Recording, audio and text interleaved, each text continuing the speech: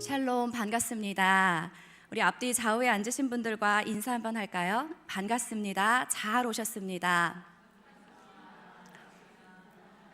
어느 분이 저에게 그러시더라고요. 설교 시작하기 전에 옆에 사람하고 인사하는 것 좀 안 하면 안 되냐고. 그러니까 그분도 무척 소심하고 낯가려서 이렇게 인사하는 것조차 부끄러운데 설교 시작할 때 시키니까 안 했으면 좋겠다고 저한테 와서 말씀을 하시더라고요. 그래서 제가 말씀드렸습니다. 저도 강단에 올라가서 이제 바로 설교로 들어가는 것보다 이렇게 한번 인사하고 시작하면 부담도 덜 되고 마음도 조금 편해진다고. 그런 의미에서 우리 인사 한번 더 할까요? 할렐루야, 반갑습니다. 반갑죠? 1월 중순쯤 한 10일 좀 지난 다음에 제 6살 된 딸이 저에게 이렇게 물어봤습니다.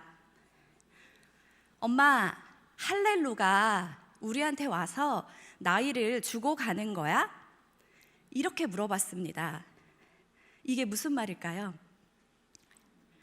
할렐루가 와서 우리한테 나이를 주고 가는 거야? 이렇게 물어봤습니다. 그래서 속으로 빨리 이제 머리를 굴렸죠. 어떻게 대답을 해야 되나? 근데 그때 제 딸이 다시 이야기를 합니다.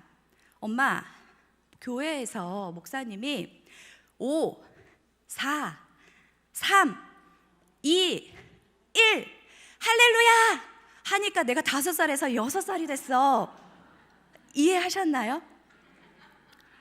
그러니까 제 딸이 엄마, 목사님이 그렇게 하고 할렐루가 하니까 내가 6살이 됐는데 할렐루가 우리 교회에 와서 나한테 나이를 주고 가는 거야? 이렇게 물어보더라고요. 이 아이 생각에는 이 할렐루야가 누구야? 이렇게 부르는 것처럼 할렐루야! 라고 생각을 한 것입니다. 아이의 말에 한 번도 할렐루야를 따로 떨어뜨려서 생각해 본 적이 없는데 어떻게 생각하면 저희 아이는 할렐루가 와서 나이를 주고 간다고 그러면서 저한테 엄마, 우리 교회는 할렐루가 살고 있는 거야? 이렇게 물어보더라고요. 곰곰이 한번 웃고 또 한번 생각했습니다. 그리고 속으로 생각했죠. 그럼 우리 교회는 할렐루야가 살지. 우리 예배 가운데, 우리 찬양 가운데, 우리 모임 가운데, 우리의 언어 가운데 할렐루야를 외치는 이 감사의 고백, 기쁨의 고백이 날마다 넘쳐나시기를 축복합니다. 지금 유인 목사님께서는 청소년부 수련회 일정으로 제주도에 가 계십니다. 청소년부 아이들은 지금 이 시간쯤에 이제 마지막 폐회 예배를 드리고 있을 시간이고요. 김포공항에 떨어지는 시간이 5시 30분. 우리 아이들이 안전하게 잘 돌아올 수 있도록 계속해서 기도해 주시기 바랍니다. 저희 큰아이도 지금 제주도에 있습니다. 태어나서 지금까지 한 번도 따로 떨어져서 잠을 자본 적이 없는 14살 아들을 제가 보내려니까 얼마나 긴장이 되고 염려가 되고 불안하던지 정말 속으로는 보내고 싶지 않은 마음도 있었습니다. 너무 염려가 되는 거예요. 14살이 될 때까지 한 번도 떨어져서 어디를 간 적이 없으니까 저는 너무 염려가 되고 이제 계속 기도를 했죠. 우리 아이가 안전하게 또 그곳 가운데 하나님을 만나고 올 수 있도록. 그러니까 제가 너무 염려하고 있는데 저희 아이는 제주도 간다고, 비행기 탄다고, 처음으로 외부 수련회를 간다고 아주 신이 났습니다. 어제 저녁에 이제 청소년부 아이들의 제주도 동영상이 이제 올라와서 봤는데 저한테 저희 아이들은 늘 물어보면 늘 응으로 끝나서 단답형인데 그 영상을 보니까 저희 아들이 막 뛰면서 박수 치면서 찬양을 하고 있는 거예요. 저 혼자만의 염려였습니다. 저 혼자만 제 아들이 염려되고 불안하고 걱정되고. 아무튼 저는 그래서 이 아이들을 위해서, 안전을 위해, 건강을 위해, 또 주실 은혜들을 위해서 열심히 기도하고 있는데요. 제가 여러 번 언급했던 것처럼 지금 제주도에 가 있는 제 아들은 정말로 제가 간절하게 울면서 기도해서 낳은 하나님이 주신 선물로 받은 아들이었습니다. 가정사를 잠깐 언급하자면 무녀 동남 강원도 산골 영월에서 태어난 저희 남편은 그야말로 딱 하나뿐인 자식이었습니다. 이제 하나만 낳은 건 아니었는데 어릴 때에 형이 그 초등학교 들어갈 무렵에 백혈병으로 먼저 숨을 거두었다고 하더라고요. 그러니 저희 시댁에서는 이 하나뿐인 아들이 얼마나 귀한지, 또 결혼을 했으니 손주를 얼마나 오매불망 기다리시는지. 그런데 제가 결혼을 했는데 1년이 지나도 2년이 지나도 3년이 지나도 4년이 지나도 이제 아기가 생기지 않으니까 처음에는 곧 생기겠지 했는데 시간이 흘러가면서 저도 마음이 조급해지고 저는 결혼만 하면 아이를 넷 낳을 생각을 하고 있었습니다. 그래서 4명의 이름도 미리 지어놨죠. 믿음이, 소망이, 사랑이, 그리고 성령의 열매 9개 중에 이 4번째 이름을 하나 짓고 싶었는데 뭐로 지을까 고민하다가 화평이, 낳지도 않았는데 제가 이제 남편하고 나는 넷을 낳을 거야 하면서 믿음, 소망, 사랑, 화평 이렇게 이름도 지어놨는데 아이가 생기지 않으니까 제가 얼마나 힘들던지 한약도 먹고 부림센터도 다니고 정말 매일매일 울면서 그렇게 기도했습니다. 그때는 정말 하나님, 아이 한 명만 주세요. 아이 하나만 주세요. 제발 둘도 셋도 넷도 아니고 하나만 주세요. 정말 수도 없이 울며 기도했었던 기억이 있습니다. 제가 이렇게 아이 하나만 달라고 간절히 기도할 때 가장 많이 묵상한 성경의 인물이 누굴까요? 그렇죠.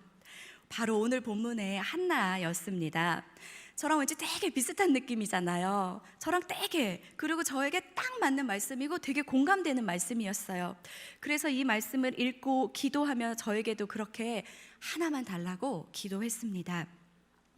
우리가 한나, 성도님들 한나 하면 가장 많이 떠올리는 것은 기도에서 나온 사무엘이죠. 사무엘은 쓰러져가는 이스라엘을 바로 잡았던 이스라엘의 영적인 지도자입니다. 이 위대한 지도자의 배후에는 누가 있었습니까? 바로 한나라는 기도의 어머니가 있었습니다. 그래서 오늘은 사무엘의 어머니 이 한나를 살펴봄으로써 우리가 오늘을 살아가는 우리가 어떻게 기도의 삶을 살아야 하는지 함께 나눠보고자 합니다. 오늘 설교의 제목을 한번 따라해 볼까요? 설교의 제목을 한번 여호와께 기도하고 통곡하며, 다시 한번 여호와께 기도하고 통곡하며. 제 설교가 마무리되고 끝날 때 성도님들의 삶의 고백과 다짐이 또 삶이 늘 여호와 앞에 기도하고 통곡하는 삶이 되시기를 축복합니다. 사무엘이 살던 당시에 유태인 여자들에게는 3가지 수모가 있었습니다. 첫째는 여자가 머리가 빠지면 그것이 수모였습니다. 2번째는 결혼을 못하고 독신으로 사는 것이 여자에게는 수모였습니다. 지금 시대는 독신이 그렇게 많으니까 사실 독신은 흉도 아니죠. 3번째는 아이를 낳지 못하면 그것이 큰 수모였습니다. 그래서 당시 유대인 전통에서는 결혼해서 3년 안에 아이를 낳지 못하면 쫓겨나도 할 말이 없었던 시대지요. 그래서 쫓겨나지 않으려고 자기가 부리던 여종을 남편의 첩으로 주었습니다. 그것이 차라리 쫓겨나는 것보다 나았기 때문이지요. 그런데 지금 오늘 읽은 이 한나라는 여인이 바로 그런 처지에 지금 있습니다. 그래서 우리가 아는 것처럼 그의 첩 분인나를 자기의 몸종을 남편에게 주었지요. 그런데 분인나를 남편에게 주니 이게 웬일입니까? 오늘 읽지 않았지만 앞에 본문 6절은 이렇게 기록하고 있습니다. 6절을 한번 보면 그의 적수인 분인나가 그를 심히 격분하게 하여 괴롭게 하더라. 이 몸종이 지위가 높아지니까 자식을 낳지 못하다고 본처를 이제 업신여기고 무시하고 힘들게 하는 것이지요. 그러니까 이 한나가 또 죽기 살기로 하나님께 매달려 기도합니다. 10절입니다. 우리 10절의 말씀 함께 읽어볼까요? 시작.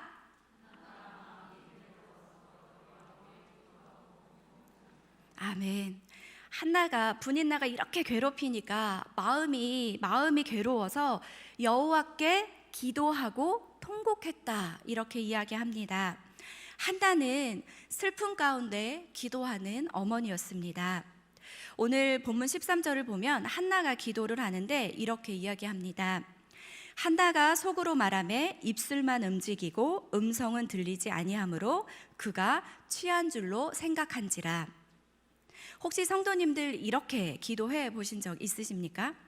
밖으로 소리내지 않고 술에 취한 것처럼 아마도 정말 간절하게 기도할 때 이런 모습이 나올 것 같습니다. 그 질문에 대한 한나의 대답이 15절에 이렇습니다. 15절을 새 번역으로 읽으면 이렇게 됩니다. 한나가 대답하였다. 제사장님, 저는 술에 취한 것이 아닙니다. 포도주나 독한 술을 마신 것이 아닙니다.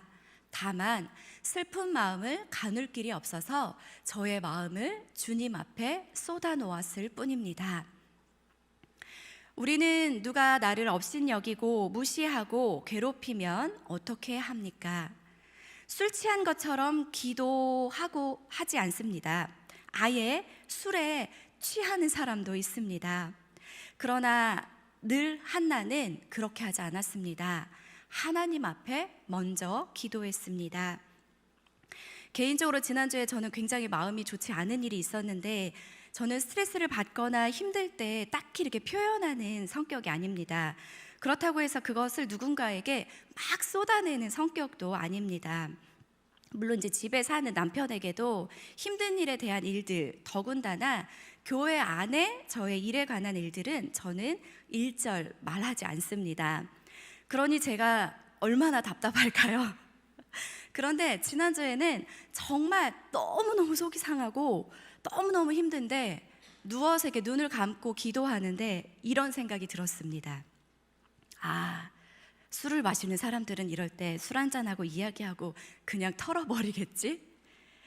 아, 그럴 땐 술을 한잔 하는 게 조금 나은가? 라는 생각이 들더라고요. 여기까지 저의 생각이 미치더라고요.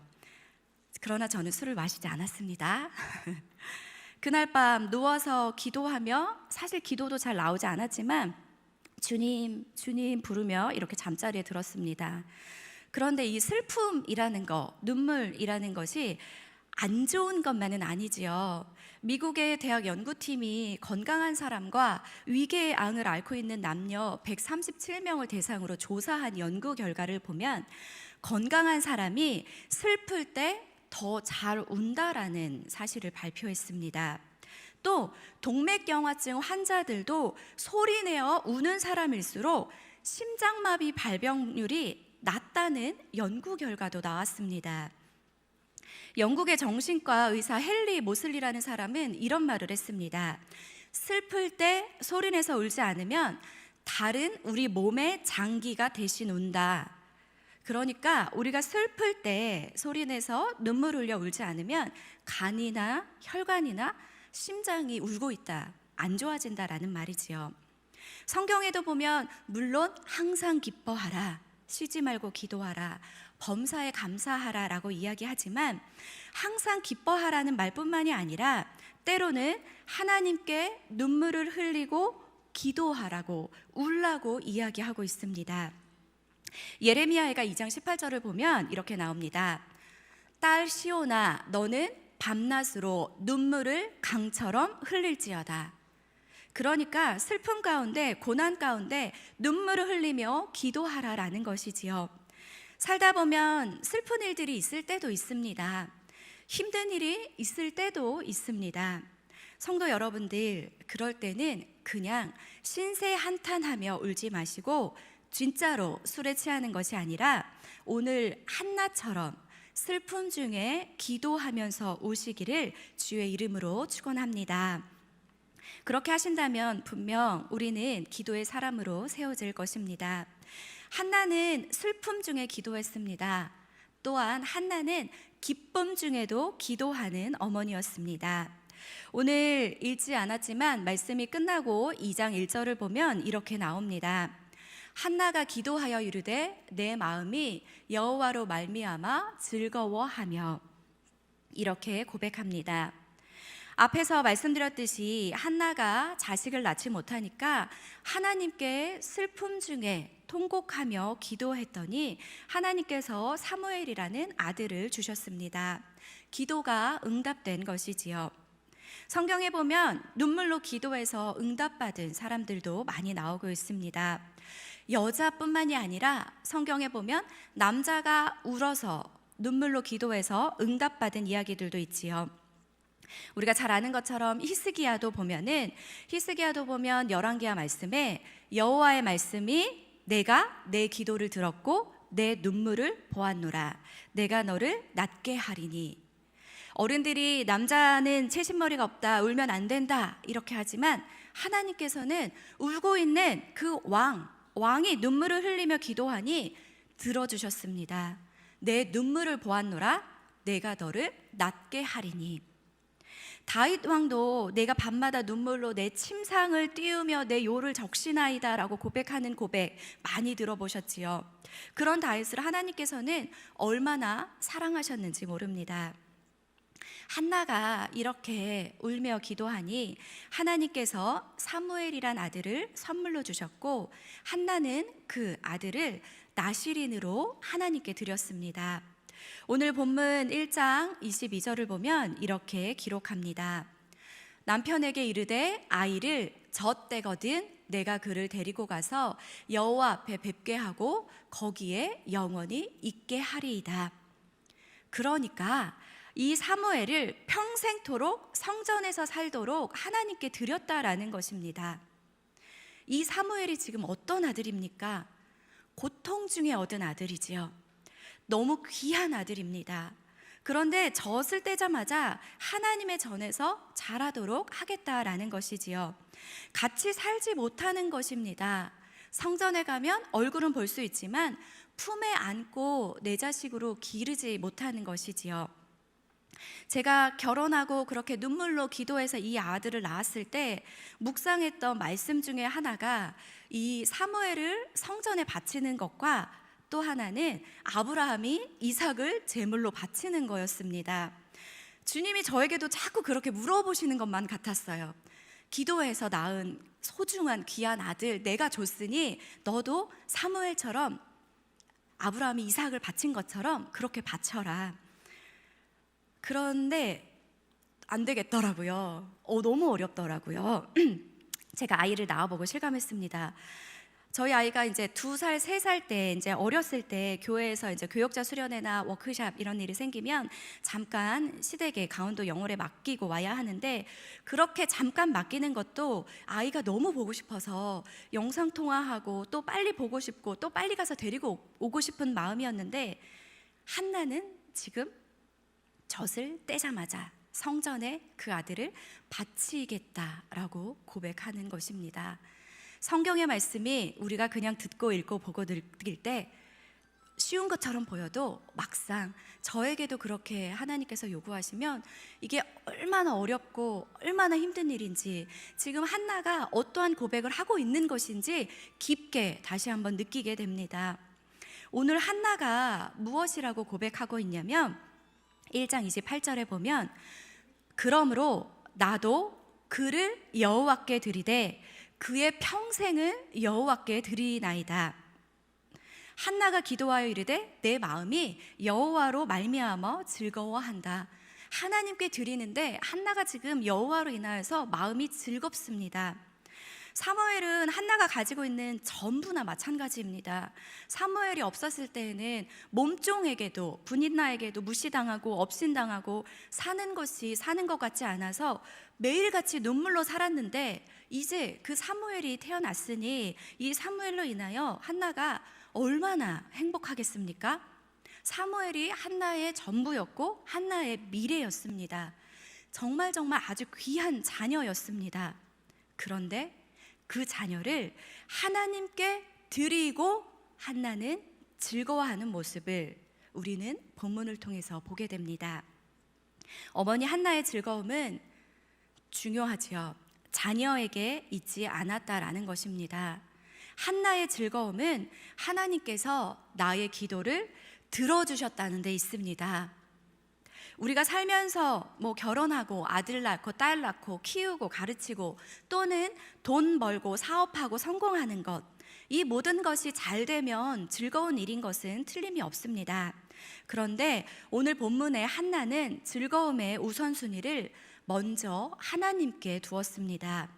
아들을 낳게 해주신 것도 즐거운 일이지만 그 기도를 들어주시는 하나님이 계시다는 그 자체가 더 즐겁고 기뻤던 것입니다. 이것이 한나의 고백입니다. 우리의 고백도 이러한 고백이 되기를 축복합니다. 우리 성도님들의 삶의 우선순위를 먼저 하나님께 두는 성도님들 되시기를 축복합니다. 한나를 통해서 우리는 슬픔 중에서도 기도하고 기쁨 중에서도 기도하는 모습을, 또한 우리의 우선순위를 먼저 하나님께 두어야 함을 다시 한번 보게 됩니다. 하나님을 믿는 사람들은 누구나 기도합니다. 성경의 많은 위대한 인물들은 모두 기도하는 것을 빼놓을 수 없는 신앙적 습관을 지니고 있었지요. 기도는 단지 어떤 의무적인 신앙 행위를 말하지만은 않습니다. 성도에게 기도는 아주 놀라운 능력이 있습니다. 기도를 통해 그리스도인들이 하나님을 체험하지요. 오늘의 주인공 한나도 그 하나님을 체험했습니다. 한나는 문제의 자리에서 슬픔 가운데 기쁨 가운데 기도했는데 행함으로 보였던 본문의 말씀이 있습니다. 오늘 9절을 보면 오늘 본문의 9절 말씀입니다. 9절 말씀 같이 읽어볼게요. 시작. 그들이 실로에서 먹고 마신 후에 한나가 일어나니. 아멘. 자, 이 9절에서 일어났다라는 말은 무슨 뜻일까요?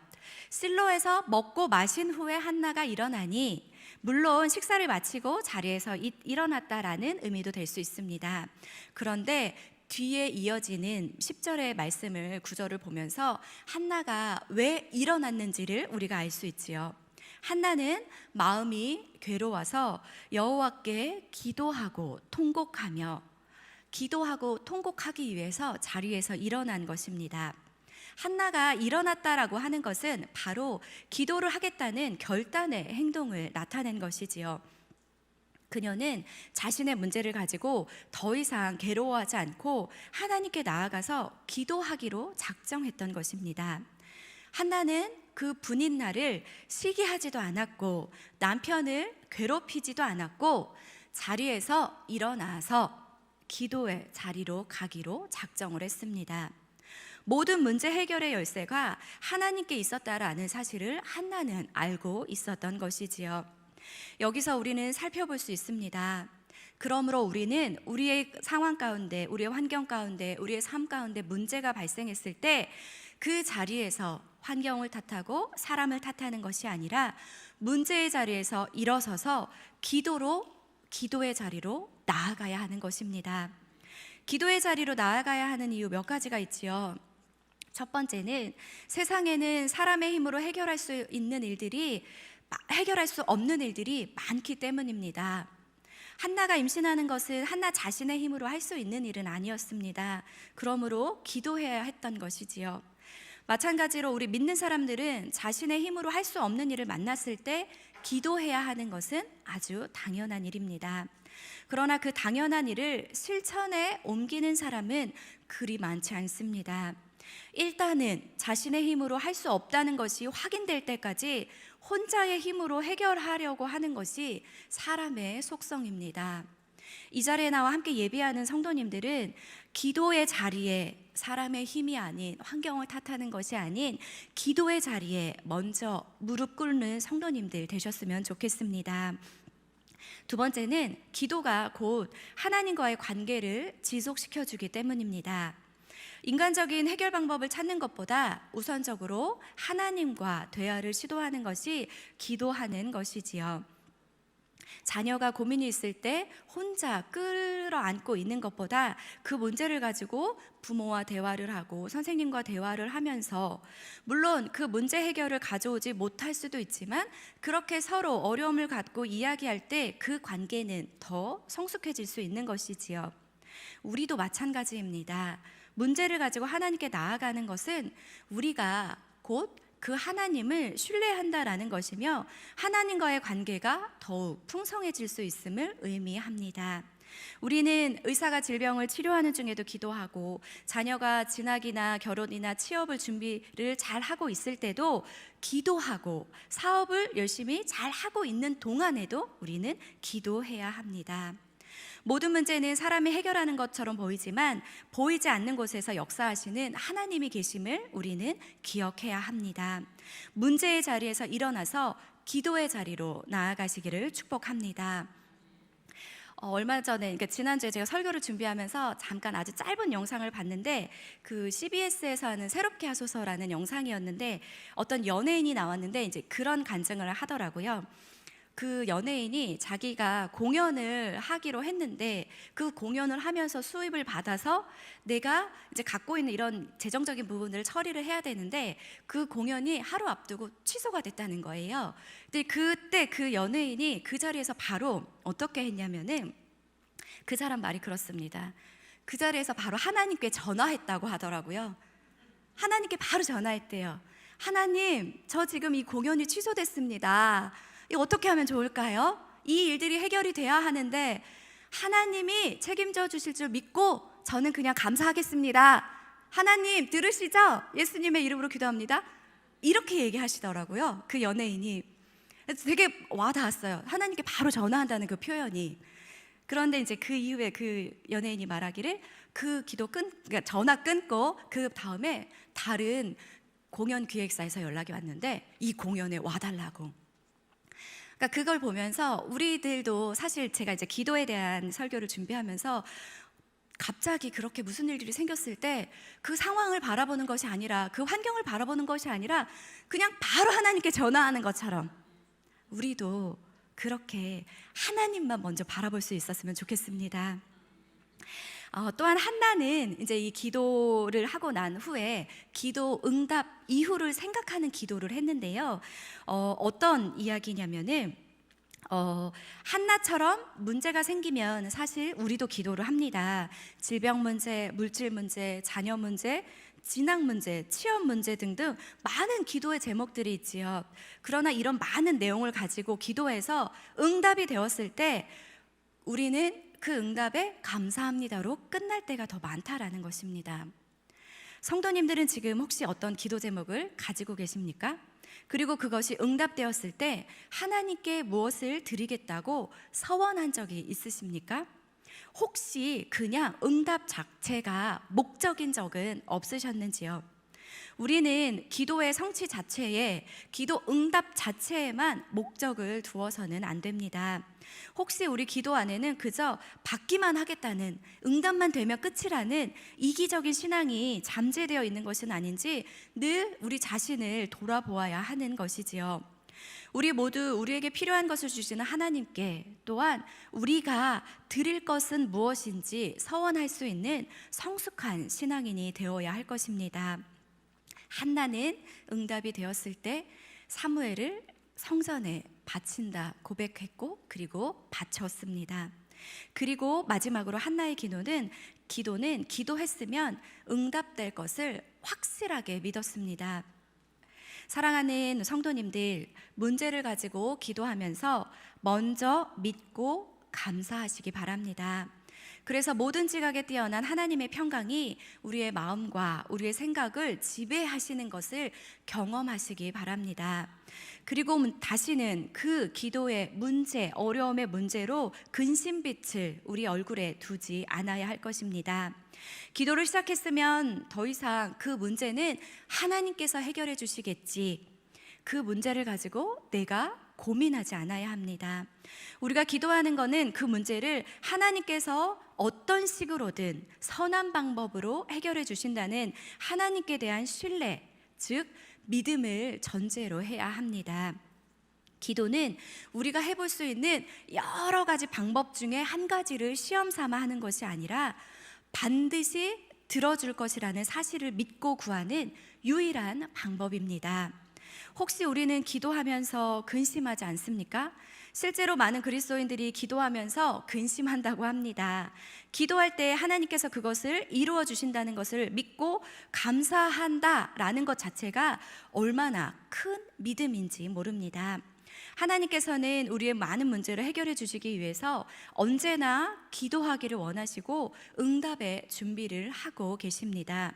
그러므로 우리는 문제를 놓고 기도할 수 있음에도 하나님 앞에 감사해야 되겠지요. 오늘의 말씀을 정리해 보도록 하겠습니다. 우리는 문제 앞에서 인간적인 방법 앞에 서서 기도하기 위해 일어서야 합니다. 그리고 한 걸음 더 나아가서 기도를 응답해 주실 그 하나님의 은혜에 보답하겠다는 결단의 서원도 필요하겠지요. 일단 기도 응답이 이루어지고 난 다음에 생각해 보자는 식이 아니라 먼저 하나님 앞에 응답될 것을 감사함으로 고백하는 것이지요. 기도했으면 응답될 것을 믿고 더 이상 근심하지 않고 하나님께 감사함으로 기도하는 자들의 우리의 생각과 마음을 지켜주심을 우리가 믿고 나아가야 할 것입니다. 한나는 슬플 때에 기도했습니다. 한나는 기쁠 때에 기도했습니다. 상황과 환경 속에서 분인나나 남편을 탓하지 않고 먼저 일어나서 기도의 자리로 갔습니다. 사랑하는 하늘빛 광성교회 성도 여러분들, 기도라는 것은 우리가 너무나 잘 알고 있는 것입니다. 우리 삶 속의 기도는 떼어놓을 수 없는 것이지요.